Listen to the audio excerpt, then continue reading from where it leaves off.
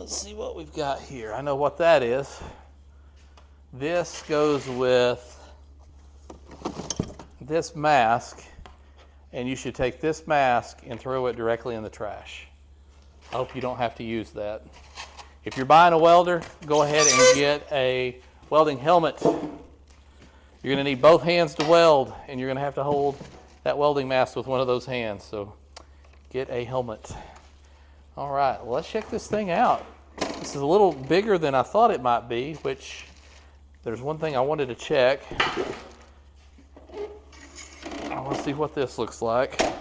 I couldn't tell online if it would hold a 10-pound roll of MIG wire or not.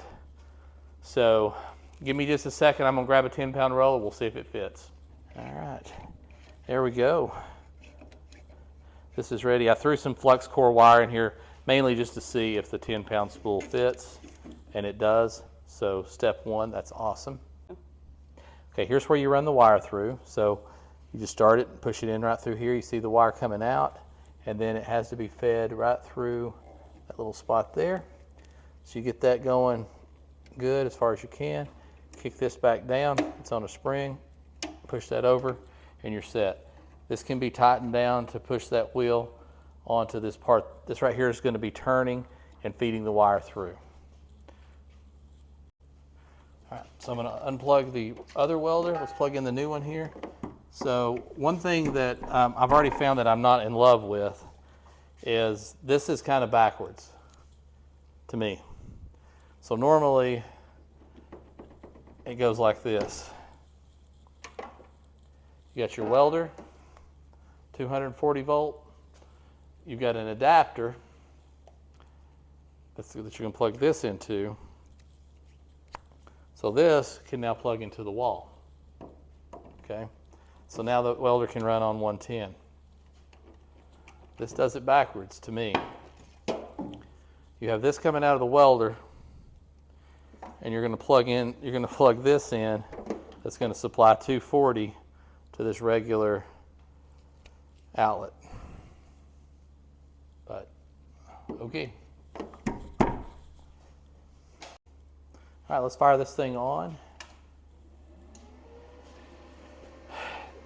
The digital screen I like. I'm not used to having a digital screen on a welder, but I will say, usually I'm used to opening up this and it telling you where to set the amperage at and the wire feed speed.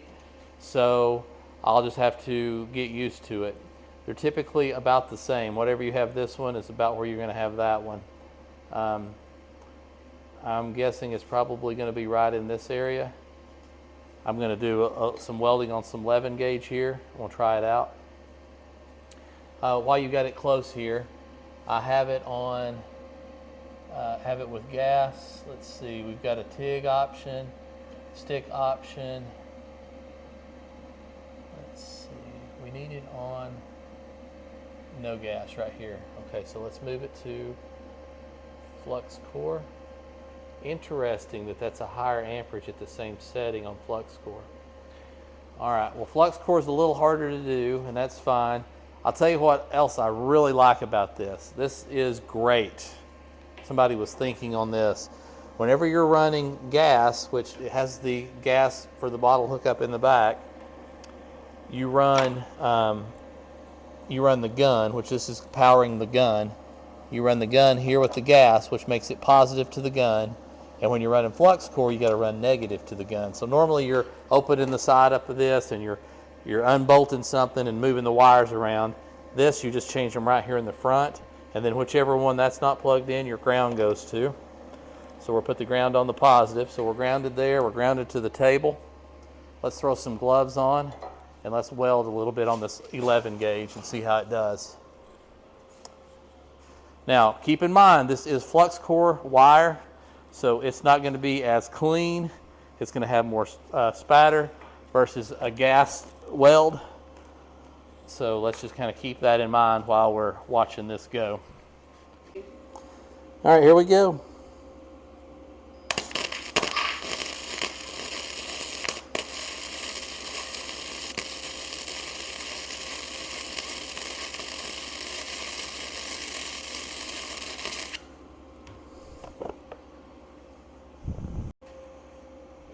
All right, so I've got a piece of 16 gauge here, some thinner stuff. I was noticing I wasn't burning through this. Let me see how we do here. I've cut the heat down a little bit.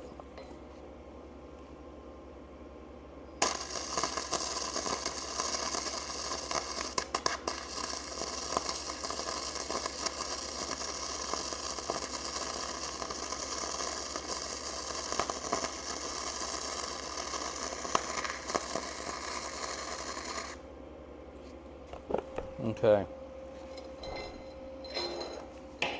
Also, take this brush right here and throw it away first chance you get to, and get a real brush. But that's any welder you buy. That's how they roll with it. I get it.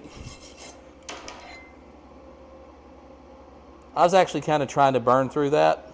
I was expecting to. That runs extremely smooth. I am very impressed. And yeah, this is going to be the new portable welder for me. I wasn't sure exactly what I was going to do with it. I may go ahead and put some gas to it, a small tank. I'm not for sure on that, but this ran the flux core so much better than my old welder. So very impressed.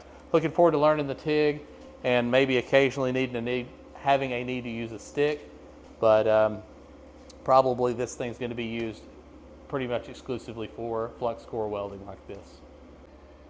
Okay, so I've run some more flux core through. I went ahead and welded all the way around my piece there. That was not cut off square, had a big gap in it. I was able to bridge the weld across. I'm not sure exactly how this thing works differently than my older welder. My older welder is 8 or 10 years old, so that may be kind of part of it, but the newer welder kind of works like the older welder does too, if this makes sense. But when it's throwing an arc, it's putting electricity on and off very quickly. This one seems to be turning the electricity on and off a lot faster. So it's easier to be smooth with it. It's taken me a little bit to get used to because it's different, but I think it's going to be a lot easier to use, especially with the flux core, because the flux core is a little harder to use than the gas. So I look forward to using it with gas and TIG, but chances are this is going to get flux core stuck in it.